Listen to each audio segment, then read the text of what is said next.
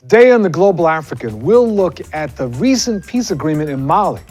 We'll also talk with storyteller D. Watkins about his writing and growing up in the streets of East Baltimore. That's Today on The Global African. I'm your host, Bill Fletcher. Thanks for joining us, and don't go anywhere. The gift for storytelling is a powerful technique that allows people to voice their experiences in a very real and human way. Storytelling at its best can give us insight into a world far removed from our own. D. Watkins recounts his upbringing on the mean streets of East Baltimore in the midst of violence, drug dealing, and poverty in his upcoming memoir, Cook Up. On this segment, we will talk to D and get some reflections on his own personal journey, poverty in Black America, and activism. Stay tuned. Joining us is D. Watkins, who is a columnist for Salon. He's also a professor at Coppin State and has been the recipient of numerous awards, including a BME Fellowship, Baltimore Magazine's Best Original Voice Award for 2014, and Business Journal's 40 Under 40 list. Welcome to The Global African. Thank you for having me. So you have led a very unusual life for a writer. You weren't born with a silver spoon. Yes and no. All right. Tell us about it. So, I grew up in drug culture and, I was connected to a lot of people who made a lot of money selling drugs. So I didn't have like traditional hardships as a whole lot of the people who lived in my neighborhoods coming up. So it's weird. It's like you can grow up in poverty, but always have access to cash and money and the ability to do things. Without getting too personal, but perhaps that's my job. Why and how did you do drugs? Let's start with the drug industry. Okay, so I never, ever thought about selling drugs as a kid. It was like the worst thing in the world you can do to me. Not for moral reasons, because everybody always did it, so it was kind of like learned behavior, but because of the hours. Like even when some of my close friends who wanted to be like my older brother started hustling, they would have to put in like 16-hour, 18-hour days, quotas, 250 pills before homeroom, so it was never really nothing I thought about. And I really didn't get into that business until after, I went to college and, coming from East Baltimore, coming from down the hill and the multiple housing projects I frequent, getting the college I went to, which was Loyola, was super culture shock. And I left and I went into the streets. How did you experience the war against drugs? When someone talks about the war against drugs, what does that mean? I think it's disgusting because we really need to have a war against the lack of opportunity. It's like so many talented people I know who have amazing talents and can do beautiful things, were just swept up into this whole whirlwind of drugs in our communities. I think that it's one thing that, I just saw something the other day that Obama was talking about, or making a move or the effort towards moving the nonviolent criminals out of federal prison. Right. And this is something that should have been done a long time ago. And when I was coming up in East Baltimore, there was an unspoken law where if you gave a police a gun, if you get caught with drugs and you gave a police officer a gun, they will let you go. So it was more like a push on murders. So if I got caught with like 300 pills, which is a kingpin charge, the cop, they would snatch me up and they would say, look, bring us a gun and you'll be good. So you'll say, okay, cool, check this out, I need like 2 hours. And then, you'll go, you'll find a gun, wherever, and you'll put it in the bushes, and then you'll catch the cop and say, look, go over there by the Popeyes right there behind the bushes, it's right there. They'll pick it up and they'll let you go. Some cops will even let you keep your drugs. But it was a big push on guns, and I came up around that time, so that's how I was able to survive. My ability to communicate and my ability to just understand that, this is like a big video game. These are the good guys, these are the bad guys, This is how you make it from level 1 to level 2. This is how you make it from level 2 to level 3. And then I was fortunate enough to have some older people who made it advising me. And I would always get around them and I would just transform into a sponge. And I would just listen. You left it. Yeah, I was advised by a lot of people to leave because the industries was changing. You know, I grew up in a time where everybody had a dad who was a crackhead, and we all came up selling crack. And then by the time we came of age, we were like, no, I don't want to sell crack. Do you see my father? He has 2 teeth. Like, I don't want that. Right. So, you know, it was a change in industry. And also for me, you know, I lost an older brother. I lost pretty much all of my best friends to prison or jail. Like, I've lost a lot of people who I cared about a lot. And, you know, it was time for me to make that transition and to try to do something else. So, you know, I was good at saving money. I saved my money, and I went to a mortgage broker. At the time, I didn't really know what it was. I thought it was a bank. And I got a loan, and I bought a liquor store. And I went into business. And that was just like a whole different world. Just as grimy, just as dirty, but, you know, it was legal. Right. And so where did the writing come in? So the writing came late. I was supposed to be going to I was in undergrad. So this is when I got out of the street, and I was in undergrad, and I took I had needed 2 electives, you know, to graduate. This is like my last semester. So I took a poetry class, and I took a fiction class. And in the poetry class, my teacher came up to me, well, not even me, she addressed the whole room, and she said, there's 2 rules. No centering poems and no rhyming, right? So, you know, I never read poetry. I never really read anything but history books around this time of my life. I wasn't a big reader, but I was really in the Reconstruction era, and I was really into, you know, Civil War. Yeah, I was really into that era. So that's what I was studying. That's what I was into. Never read creative writing. Never really thought about it. So, you know, the poetry class was fun. So I wrote my poem, and of course I broke both rules. I centered, and my poem had rhymes. And, you know, I read it in front of the class, you know, because it was my week to workshops, like the second week of class. Everybody laughed at me. Like, they laughed at me. And I'm, you know, at the heart, I'm a pure competitor. Like, you know, I should feel sad to say this, but, you know, if a 90-year-old woman challenged me to a game of one-on-one in basketball, you know, Granny's going down, you know, she's out of here. Like, you know, it doesn't matter. So I'm a competitor. So, you know, I straight went to the library and read every piece of poetry I had my hands on. I studied, I listened to other students, I took notes, I really went in. So maybe 2 or 3 weeks later, it was time for me to come back and read again. And I had the best poem in the class. Who are your role models as a writer? So James Baldwin, Toni Morrison, Sherman Alexie, Junot Diaz, but my biggest literary influence is the rapper Nas. That's my biggest literary influence. This is the first time, you know, I was a little kid when his first album came out, and, you know, I was into hip hop like everybody else in my neighborhood, but the way he told stories was just masterful. Explain that.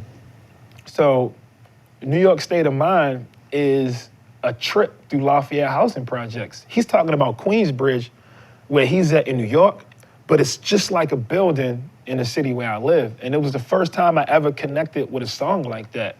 You know, he's just so visual. And I never, ever heard a rapper really put forth images so powerful and so clear and so relatable, from the type of clothes they were wearing to the pain. And I was like, yo, there's somebody else in the world who feels like this. You know, they celebrate the things we celebrate. They care about the things we care about.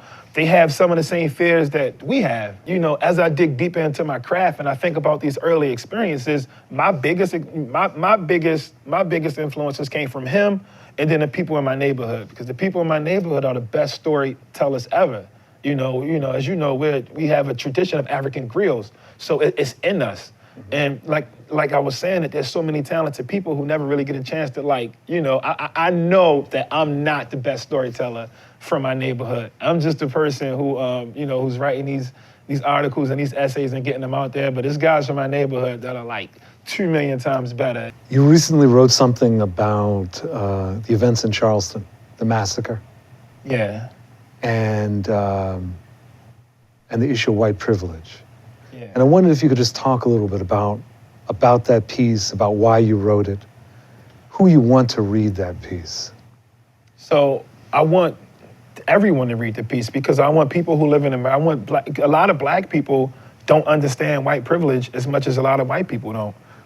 And I think it's a conversation that we need to have. But I feel like, white supremacy and white privilege is things that we don't talk about enough because, one, a lot of white people they feel like you're attacking them when you say it. And it's like, no, I'm not trying to attack you. I'm just putting you down with how this country works so that we can acknowledge these. Like I said, I look at systems and how things work. I always look at systems. So I also wrote an article, talking about how everyone in Baltimore is celebrating 6 cops being indicted. These cops weren't even, I know people who really think these cops are in jail. And I'm like, no, they wasn't in jail. They wasn't even in jail long enough to get the stink of the jail on them. They went in and out in 3 hours. And even if they all went to jail, locking up 6 cops doesn't change a racist system. Having a black mayor, a black commissioner, well, I know he just got fired, but having a black mayor, a black commissioner, and a black state's attorney doesn't change a racist system. So we have to figure out how can we go against these bigger systemic issues. And that's kind of like, the whole angle I went at when I wrote the white privilege article. It's not an attack on white people, and it's not a tool to be divisive. It's acknowledging the system and how it works, and then thinking about solutions to help change that system so that everybody can take part in the American dream. When your article made me think about, this may sound weird or tangential, it made me think about the My Lai massacre in Vietnam with William Calley, who was jailed as a result of that. But that the larger problem was the war itself. It wasn't just that he had carried out this atrocity, but the atrocity took place in the context of a war that should never have happened. Right. And so when you're talking about the Baltimore police, also, that's again, same point, that yes, okay, so actions are taken and they need to take place. But it takes place in a larger context of a fundamentally unjust system. It hurt me to be happy to see them indicted because we're so used to being railroaded by the justice system that, if you dangle a little teeny itty bitty bit of justice in front of our face, we're ready to throw block parties and ride dirt bikes up and down the street and order pizzas for everybody when the system is doing what the system is supposed to be doing. So I know that to see the world that I want to see and the world that I dream about, I do more than write. I'm in the process of, I have a film in pre-production right now. We're raising money, we're planning, we're getting the right people together. And then I work with young people. I just started a program to help train up young journalists. So it's like the work that I'm trying to do or the work that I want to do or the foundation that I'm trying to lay down is, something to create a clear path for the people who are younger than me to be able to understand some of these things at an earlier age and start thinking about making changes and for them to be able to pass those tools to the generation after them. So I know I'll probably be dead and gone before I see the changes that I want to see, but I'm up to the challenge of just working tirelessly until some of these things happen. D. Watkins, thank you very much for joining us in The Global African. Thank you. Thanks and good luck with your book. Thank you. All right, take care. And thank you for joining us for this segment of The Global African. I'm your host, Bill Fletcher, and we'll be back in a moment. On June 20th of this year, the government of the West African country of Mali and Tuareg rebels in the northern part of that country came to a peace agreement ending some of the violence in the northern region of the country. The peace agreement comes after several years of intensive violence between the government of Mali and Tuareg rebels. The most recent round of violence started back in early 2012 when Tuareg rebels, looking to create an independent state, took part in an uprising. Due to his ineffective handling of the rebellion, President Amadou Toumani Touré was ousted in a military coup, and this opened up space for Islamist groups to fight embattled Malian forces. Eventually, the Malian military were overwhelmed by both the rebels and Islamist forces and lost control in the northern region. In a state of desperation, the government of Mali called on France to intervene in 2013. The French intervention succeeded, and the Malian government was brought back to power in the north. While the violence between Tuaregs and governmental forces has ceased, Islamist forces continue to fight in the north. In the wake of the recent peace agreement, questions arise about its sustainability. A major source of contention for the Tuareg rebels is the lack of opportunity and developmental programs in the north compared to the flourishing southern half of Mali. Will the Malian government make good on its promises to seriously engage Tuaregs struggling in the north? That's what we will explore in just a moment. Joining us is Kamisa Kamara, who is a Sahel political analyst based in Washington, D.C. Thank you very much for joining us in the Global African. Thank you for having me. So, in discussing Mali, I want to start with what you see as the basic grievances of the Tuareg, to what extent you think that they're going to be addressed. But the other thing I'd like to get into is that when the Tuareg uprising first started, there was a very peculiar exchange I had with someone who was claiming that the Tuareg were actually privileged over the people in the southern part of the country, which was the first time that I had heard that allegation. So I was wondering, sort of, if you could just set the stage for us so that the viewers can better understand Mali. Okay, so I think that the Tuareg problem is very complex in Malian history. Since Mali's independence from the French in 1960, Mali has had 4 Tuareg rebellions in northern Mali. The latest was based on the fact that the Tuaregs wanted independence from the Malian government. So they wanted the northern half of Mali for themselves. So the problem there was that Mali's north is not only composed of Tuaregs, it's composed of other ethnic groups. So the Tuaregs numerically are a minority within a minority.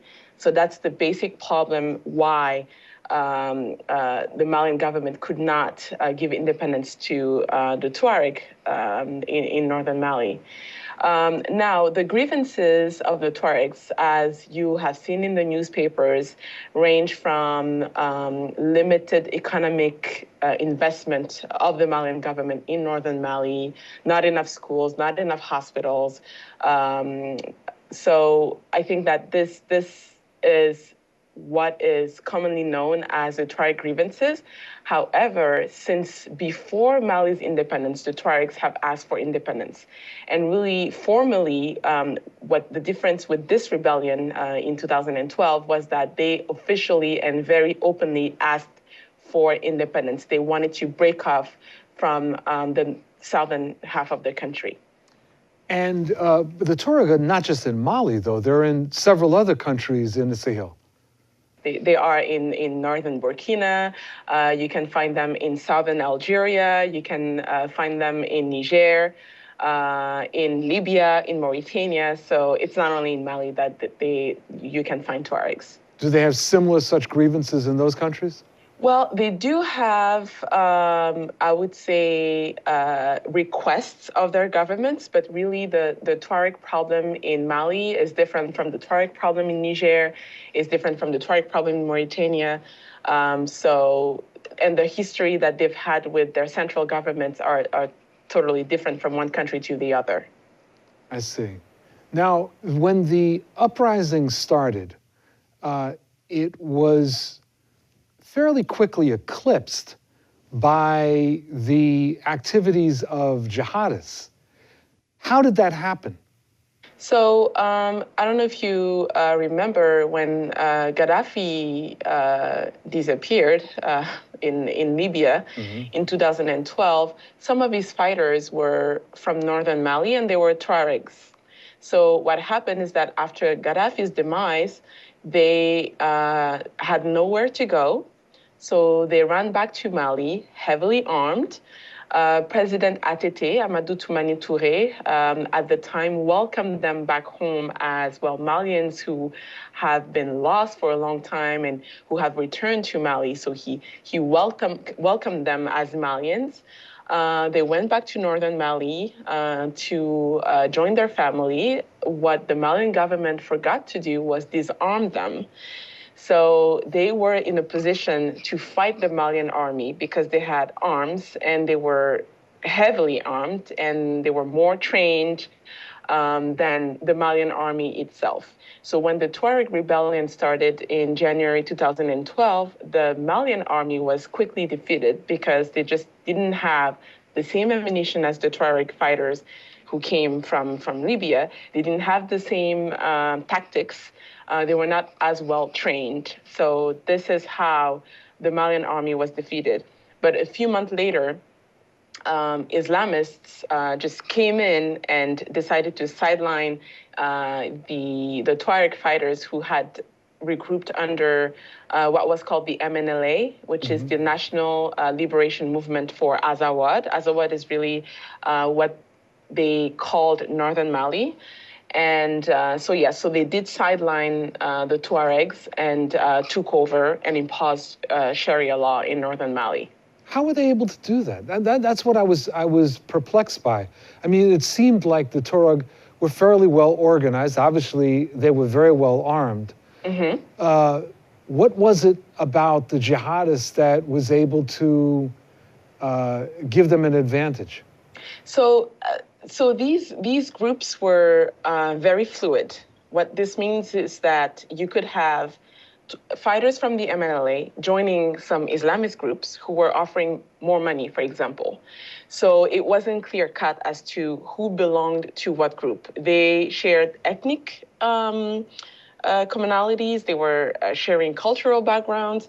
They were basically the same people that you will find from one group to another. Then you will find, for example, Mujao, who had more of an Arab presence, and you would have Ansar Deen, who was different. But it wasn't really clear-cut as to who belonged to what group. So the Ansar Deen and ACMI, which is the Al-Qaeda in the Islamic Maghreb, had more money. And it is alleged that they were supported by other governments in the Middle East, and they had just more money to offer. So you had fighters from the MNLA, the liberation of the Azawad, joining some of these Islamic groups. So it was very easy for them to just take over. But when people saw that they wanted to impose Sharia law, they were cutting hands and cutting feet, that's when the international community and the Malian government really started to worry.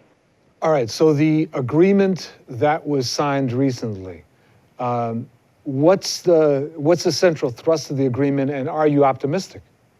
So I think that symbolically, the agreement is a positive step forward.